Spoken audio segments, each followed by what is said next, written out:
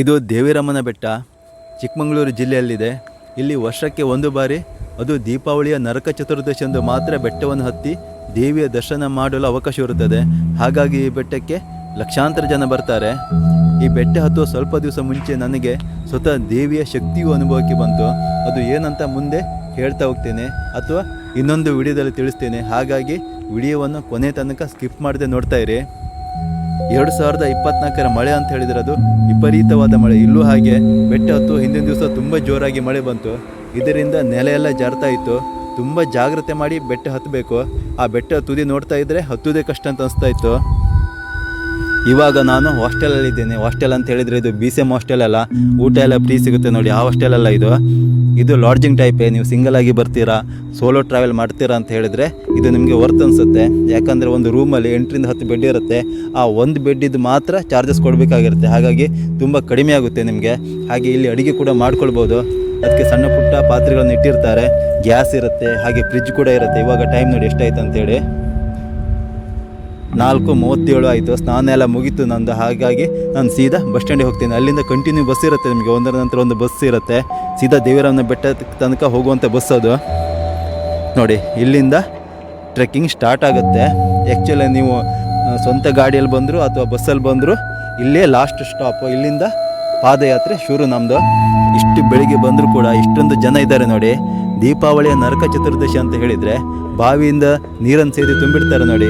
ಆ ದಿನವೇ ದೇವಿಯ ದರ್ಶನಕ್ಕೆ ಜನರನ್ನು ಬಿಡ್ತಾರೆ. ಅಂದರೆ ಆ ದಿವಸ ಸಂಜೆ 4 ಗಂಟೆನೇ ಬಿಟ್ಟಿದ್ದಾರಂತೆ. ಅವರೆಲ್ಲ ಇವಾಗ ವಾಪಸ್ ಬರ್ತಾ ಇದ್ದಾರೆ. ಇಲ್ಲಿನವರು ದೀಪಾವಳಿಗೆ ಎಣ್ಣೆ ಸ್ನಾನ ಮಾಡ್ತಿರೋ ಇಲ್ಲವೋ ಗೊತ್ತಿಲ್ಲ, ಆದರೆ ದೇವಿಯ ದರ್ಶನ ಖಂಡಿತ ಮರೆಯಲ್ಲ. ಎಷ್ಟೊಂದು ಜನ ಅಂತ ಹೇಳಿದರೆ ಲಕ್ಷಾಂತರ ಜನ ಬಂದಿರ್ತಾರೆ ಇಲ್ಲಿ. ಮುಂದೆ ನಿಮಗೆ ಹೋಗ್ತಾ ಹೋಗ್ತಾ ಗೊತ್ತಾಗುತ್ತೆ.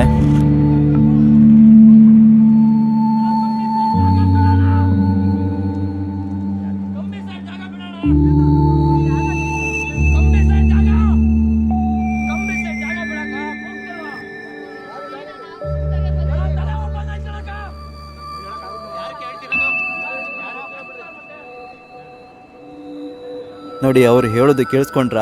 ಯಾರು ಜಾರಿ ಬಿದ್ದು ತಲೆ ಓಪನ್ ಆಗಿದೆ ಅಂತೆ. ನಾನು ಮೊದಲು ಸುಮ್ಮನೆ ತಮಾಷೆಗೆ ಅಂತ ಎಣಿಸ್ಕೊಂಡೆ. ಯಾಕಂತ ಹೇಳಿದರೆ ಅವರು ಅರ್ಜೆಂಟ್ ಹೋಗಬೇಕಿತ್ತೇನೋ, ಅದಕ್ಕೆ ಬೇಗ ಹೋಗ್ಬೇಕಂತ ಹೇಳಿ ಈ ಥರ ಪ್ಲ್ಯಾನ್ ಮಾಡಿದ್ರು ಅಂತ ಎಣಿಸ್ಕೊಂಡೆ. ಅಂದರೆ ಎಲ್ಲರೂ ನಡ್ಕೊಂಡು ಬರ್ತಾಯಿದ್ರು. ಆದರೆ ಮುಂದೆ ಹೋಗ್ತಾ ಹೋಗ್ತಾ ಗೊತ್ತಾಯಿತು, ಒಬ್ಬನನ್ನು ಹತ್ತಿರದಿಂದ ನೋಡಿದೆ. ಅವನನ್ನು 4 ಜನ ಹೊತ್ಕೊಂಡು ಹೋಗ್ತಾಯಿದ್ರು. ಅವನ ಹಣೆ ಅನ್ನೋದು ತೂತಾಗಿದೆ, ಅವನಿಗೆ ಜ್ಞಾನನೇ ಇಲ್ಲ. ಅದನ್ನು ನೋಡಿ ನಮ್ಮ ಹತ್ತಿರ ಇದ್ದ ಹೆಂಗಸರೆಲ್ಲ ಅಳಿಲಿಕ್ಕೆ ಶುರು ಮಾಡಿದ್ದಾರೆ. ಹಾಗಾಗಿ ಈ ಬೆಟ್ಟವನ್ನು ಹತ್ತಬೇಕಾದ್ರೆ ತುಂಬ ಜಾಗ್ರತೆ ಬೇಕು.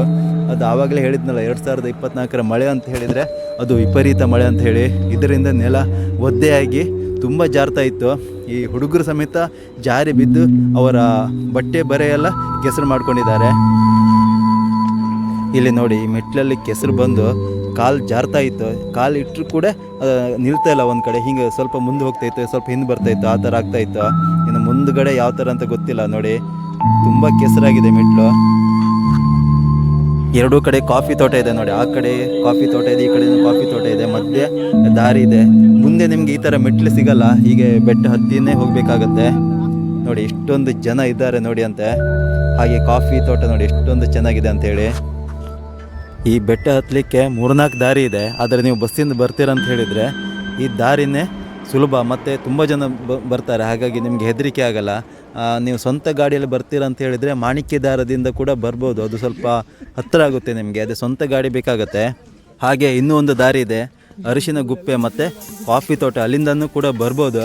ಆದರೆ ಎಲ್ಲಕ್ಕಿಂತ ಸುಲಭದ ದಾರಿ ಅಂತ ಹೇಳಿದರೆ ನೀವು ಬಸ್ಸಿಂದ ಬರ್ತೀರ ನೋಡಿ, ಆ ದಾರಿನೇ ಸುಲಭ. ಯಾಕಂದರೆ ತುಂಬ ಜನ ಬಂದಿರ್ತಾರೆ, ಮತ್ತು ದಾರಿ ಕೂಡ ಕ್ಲೀನಾಗಿದೆ. ಎಲ್ಲೂ ದಾರಿ ನಿಮಗೆ ಮಿಸ್ ಆಗಲ್ಲ. ಬಸ್ಸಲ್ಲಿ ಬಂದವರೊಬ್ಬರು ಹೇಳ್ತಾ ಇದ್ದರು, ಲಾಸ್ಟ್ ಟೈಮ್ ಅವರು ಕಾರಲ್ಲಿ ಬಂದಿದ್ರಂತೆ. ದೇವಿ ದರ್ಶನ ಮುಗಿಸ್ಕೊಂಡು ವಾಪಸ್ ಬರುವಾಗ ಅವರಿಗೆ ಕಾರ್ ತೆಗಿಲಿಕ್ಕೆ ತುಂಬ ಕಷ್ಟ ಆಯ್ತಂತೆ. ಯಾಕಂದರೆ ಅಷ್ಟೊಂದು ಟ್ರಾಫಿಕ್ ಜಾಮ್ ಆಗಿತ್ತು. ಹಾಗಾಗಿ ಅವರು ಈ ಸಲ ಬಸ್ಸಲ್ಲಿ ಬಂದಿರೋದು ಅಂತ ಹೇಳ್ತಾಯಿದ್ರು. ಹಾಗಾಗಿ ನೀವು ಬಸ್ಸಲ್ಲೇ ಬನ್ನಿ. ನೀವು ಮಧ್ಯರಾತ್ರಿ 12 ಗಂಟೆಗೆ ಬರ್ತೀರಾ ಅಂತ ಹೇಳಿದ್ರು ಬಸ್ ರೆಡಿಯಾಗಿರುತ್ತೆ. ಅದು ಒಂದರ ನಂತರ ಒಂದು ಬಸ್ ಇರುತ್ತೆ. ಹಾಗೆ ಬೆಳಗಿನ ಜಾವ 2 ಗಂಟೆಗೆ ಬರ್ತೀರಾ ಅಥವಾ 3 ಗಂಟೆಗೆ ಬರ್ತೀರಾ ಅಂತ ಹೇಳಿದರು ಬಸ್ ರೆಡಿಯಾಗಿರುತ್ತೆ. ಅಲ್ಲಿ 4 ಗಂಟೆಗೆ ಟ್ರೆಕ್ಕಿಂಗ್ ಸ್ಟಾರ್ಟ್ ಮಾಡಲಿಕ್ಕೆ ಬಿಡ್ತಾರೆ ನೋಡಿ, ಆವಾಗಿಂದನೇ ಬಸ್ ಸ್ಟಾರ್ಟ್ ಆಗುತ್ತೆ. ಮಾರನೇ ದಿವಸನೂ ಕಂಟಿನ್ಯೂ ಆಗಿರುತ್ತೆ. ಹಾಗಾಗಿ ನಿಮಗೆ ಬಸ್ಸಿಗೆ ಯಾವುದೇ ತೊಂದರೆ ಇರುವುದಿಲ್ಲ. ಹಾಗಾಗಿ ಬಸ್ಸಲ್ಲೇ ಬನ್ನಿ. ಹಾಗಾದರೆ ದೇವಿರಮ್ಮ ಯಾರು ಅಂತ ಕೇಳ್ಬೋದು. ದೇವಿರಮ್ಮ ಬೇರಾರೂ ಅಲ್ಲ, ಚಾಮುಂಡಿ ದೇವಿ ದೇವಿರಮ್ಮ. ಪುರಾಣದ ಕಥೆಯ ಪ್ರಕಾರ ಮಹಿಷಾಸುರನನ್ನು ಕೊಂದರೂ ದೇವಿಯ ಕೋಪ ತಣ್ಣಗಾಗುವುದಿಲ್ಲ. ಹಾಗಾಗಿ ತನ್ನ ಕೋಪಕ್ಕೆ ಜನರು ಬಲಿಯಾಗಬಾರದು ಅಂತ ಹೇಳಿ ದೂರದ ಚಿಕ್ಕಮಗಳೂರಿಗೆ ಬರ್ತಾಳೆ. ಅಲ್ಲಿ ಚಂದ್ರದ್ರೋಣ ಪರ್ವತದ ಕಡೆಗೆ ಬಂದಾಗ ಅಲ್ಲಿ ಆವಾಗಲೇ 5 ಜನ ಸ್ವಾಮಿಗಳು ಇರ್ತಾರೆ. ಅವರು ಯಾರಂತ ಹೇಳಿದರೆ ಮುಳ್ಳಯ್ಯನಗಿರಿಯಲ್ಲಿ ಮುಳ್ಳಯ್ಯ ಸ್ವಾಮಿಗಳು ಅಂತ ಇರ್ತಾರೆ. ಹಾಗೆ ಸೀತಾಳಯ್ಯನಗಿರಿಯಲ್ಲಿ ಸೀತಯ್ಯ ಸ್ವಾಮಿ ಅಂತ ಇರ್ತಾರೆ. ಹಾಗೆ ದತ್ತಾತ್ರೇಯ ಬೆಟ್ಟದಲ್ಲಿ ದತ್ತಾತ್ರೇಯ ಸ್ವಾಮಿಗಳು ಇರ್ತಾರೆ. ಈ ಥರ 5 ಬೆಟ್ಟಗಳಲ್ಲಿ 5 ಸ್ವಾಮಿಗಳು ಇರ್ತಾರೆ. ಅವರು ದೇವಿ ಹತ್ರ ಕೇಳಿಕೊಡ್ತಾಳೆ ಏನಂತ ಹೇಳಿ, ನಾವು 5 ಜನ 5 ಬೆಟ್ಟಗಳಲ್ಲಿ ಇರುವುದರಿಂದ ಈ ಎಲ್ಲ ಬೆಟ್ಟವನ್ನು ಬಿಟ್ಟು ಬೇರೆ ಬೆಟ್ಟವನ್ನು ಆಯ್ಕೆ ಮಾಡಿಕೊಳ್ಳುವಂತೆ ಕೇಳಿಕೊಂಡಾಗ ದೇವಿಯು ದೇವಿರಮ್ಮನ ಬೆಟ್ಟದಲ್ಲಿ ನೆಲೆ ನಿಲ್ತಾಳೆ. ಇದು ದೂರದಿಂದ ನೋಡುವಾಗ ಅಂದರೆ ಮಾಣಿಕ್ಯಧಾರ ಫಾಲ್ಸ್ ಕಡೆಯಿಂದ ನೋಡುವಾಗ ಈ ಬೆಟ್ಟ ಪಿರಮಿಡ್ ಥರ ಕಾಣಿಸುತ್ತೆ. ನಂತರ ದೇವಿಯು ಅಲ್ಲಿನ ಗ್ರಾಮಸ್ಥರ ಕನಸಲ್ಲಿ ಬಂದು ನೀವು ಇಲ್ಲಿಗೆ ಬಂದು ನನ್ನ ದರ್ಶನ ಮಾಡ್ಬೋದು ಅಂತ ಹೇಳಿದಾಗ ಇಡೀ ಭಕ್ತ ಜನರು ಬೆಟ್ಟದ ಮೇಲೆ ತೆರಳಿ ದೇವಿಯ ಪೂಜೆ ಮಾಡಿ ಕೆಳಗೆ ಬರುವಂತೆ ಕೇಳಿಕೊಳ್ಳುತ್ತಾರೆ. ಅಂದಿನಿಂದ ದೇವಿ ಬಿಂಡಿಗ ಮಲ್ಲೇನಹಳ್ಳಿ ದೇವಸ್ಥಾನದಲ್ಲಿ ನೆಲೆ ನಿಲ್ಲುತ್ತಾಳೆ. ಜೊತೆಗೆ ವರ್ಷಕ್ಕೆ 1 ಬಾರಿ ಬೆಟ್ಟದ ಮೇಲೂ ದರ್ಶನ ನೀಡ್ತಾಳೆ.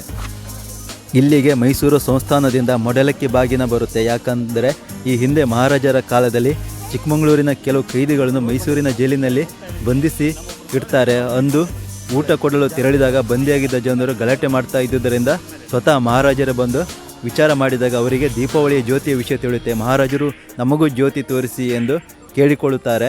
ಅದಕ್ಕೆ ಕೈದಿಗಳು ಭಕ್ತಿಯಿಂದ ನೋಡಿದಾಗ ಮಾತ್ರ ಜ್ಯೋತಿ ಕಾಣಿಸುತ್ತೆ ಅಂತಾರೆ. ಮಹಾರಾಜರು ಅರಮನೆಯಿಂದ ನೋಡಿದಾಗ ಅವರಿಗೆ ಬೆಟ್ಟದ ಮೇಲೆ ತಾಯಿಯ ಮಹಾಮಂಗಳಾರತಿ ಆಗುವ ಜ್ಯೋತಿ ಕಾಣಿಸುತ್ತೆ. ಆಗ ದೇವಸ್ಥಾನದ ಇತಿಹಾಸ ತೆಗೆಸಿದ ಸಂದರ್ಭದಲ್ಲಿ ಮೈಸೂರು ಚಾಮುಂಡೇಶ್ವರಿಯ ಮೂಲ ಅವತಾರ ಎಂದು ತಿಳಿಯುತ್ತದೆ. ಅಂದಿನಿಂದ ಇಲ್ಲಿಯವರೆಗೆ ಮೈಸೂರು ಸಂಸ್ಥಾನದಿಂದ ಪ್ರತಿ ಬಾರಿಯೂ ಮಡಲಕ್ಕಿ, ಸೀರೆ, ಬೆಲ್ಲ, ದೀಪ, ಬ್ಲೌಸ್ ಪೀಸ್ ಮತ್ತು ಬಾಗಿನದ ವಸ್ತುಗಳನ್ನು ನೀಡುತ್ತಾರೆ. ಜೊತೆಗೆ ಬೆಟ್ಟದ ಮೇಲೆ ದೀಪ ಹಚ್ಚಲು ದೀಪ ಬತ್ತಿ ಹಾಗೂ ಎಣ್ಣೆಯನ್ನು ಕೊಡುತ್ತಾರೆ. ಅಂದಿನಿಂದ ಈ ಸಂಪ್ರದಾಯ ಇಲ್ಲಿವರೆಗೂ ನಡೆದುಕೊಂಡು ಬಂದಿದೆ. ಒಟ್ಟಿನಲ್ಲಿ ಭಕ್ತಿಯಿಂದ ನೋಡಿದರೆ ಮೈಸೂರು ಅರಮನೆಯಿಂದಲೇ ದೂರದ ಚಿಕ್ಕಮಗಳೂರು ಜಿಲ್ಲೆಯ ಬೆಟ್ಟದ ಮೇಲೆ ನೆಲೆಸಿರುವ ದೇವಿರಮ್ಮ ದೇವಸ್ಥಾನದ ಜ್ಯೋತಿ ಕಾಣಿಸಿತು ಅಂದರೆ ಆ ದೇವರ ಮಹಿಮೆ ಎಷ್ಟಿರಬೇಡ ಅಂತ ನೀವೇ ಯೋಚಿಸಿ. ಹಾಗೆ ನಾನು ಪ್ರಾರಂಭದಲ್ಲೇ ಹೇಳಿದ್ದೆ ದೇವಿಯ ಶಕ್ತಿಯು ಅನುಭವಕ್ಕೆ ಬಂತು ಅಂತ ಹೇಳಿ. ಅದನ್ನು ನಾನು ಇನ್ನೊಂದು ವಿಡಿಯೋದಲ್ಲಿ ಹೇಳ್ತೇನೆ. ಅದನ್ನು ಆದಷ್ಟು ಬೇಗ ನಾನು ಅಪ್ಲೋಡ್ ಮಾಡ್ತೇನೆ. ಹಾಗಾಗಿ ಈ ವಿಡಿಯೋವನ್ನು ಆದಷ್ಟು ಲೈಕ್ ಮಾಡಿ, ಶೇರ್ ಮಾಡಿ, ಕಮೆಂಟ್ ಮಾಡಿ ಮತ್ತು ಸಬ್ಸ್ಕ್ರೈಬ್ ಮಾಡೋದನ್ನು ಮರೆಯಬೇಡಿ. ದೇವಿಯು ಸರ್ವರಿಗೂ ಸನ್ಮಂಗಳವನ್ನುಂಟು ಮಾಡಲಿ ಎಂದು ಹೇಳುತ್ತಾ ಈ ವಿಡಿಯೋವನ್ನು ಇಲ್ಲಿಗೆ ಮುಗಿಸ್ತಾ ಇದ್ದೇನೆ. ನಾನು ಬೆಳಿಗ್ಗೆ 6 ಗಂಟೆಗೆ ನಡೆಯಲು ಶುರು ಮಾಡಿದ್ದೆ. ಮಧ್ಯಾಹ್ನ 2:15ಗೆ ಮುಗಿದಿತ್ತು. ಅಂದರೆ ದೇವಸ್ಥಾನಕ್ಕೂ ಹೋಗಿ ಬಂದಿದ್ದೆ ಕೆಳಗೆ. ದೇವಸ್ಥಾನಕ್ಕೆ ಹೋಗಿ ಹಾಗೆ ಬಸ್ ಸ್ಟ್ಯಾಂಡಿಗೆ ಬರುವಾಗ 2:15 ಆಗಿತ್ತು. ನಾನು ಸ್ವಲ್ಪ ಫಾಸ್ಟಾಗಿ ನಡೆದಿದ್ದೆ, ಹಾಗಾಗಿ ಸ್ವಲ್ಪ ಬೇಗ ಮುಗಿದಿತ್ತು. ಕೆಲವರು ಇನ್ನೂ ಮುಗ್ದಿಲ್ಲ ಅಂತ ಹೇಳ್ತಿದ್ರು, ಅವ್ರದ್ದು 4 ಗಂಟೆ 5 ಗಂಟೆ ಆಗಿತ್ತಂತೆ. ಹಾಗಾಗಿ ತುಂಬ ಫಾಸ್ಟಾಗಿ ನಡೆದರೆ ಸ್ವಲ್ಪ ಬೇಗ ಆಗುತ್ತೆ, ಇಲ್ಲಾಂದರೆ ಸ್ವಲ್ಪ ಲೇಟ್ ಆಗುತ್ತೆ.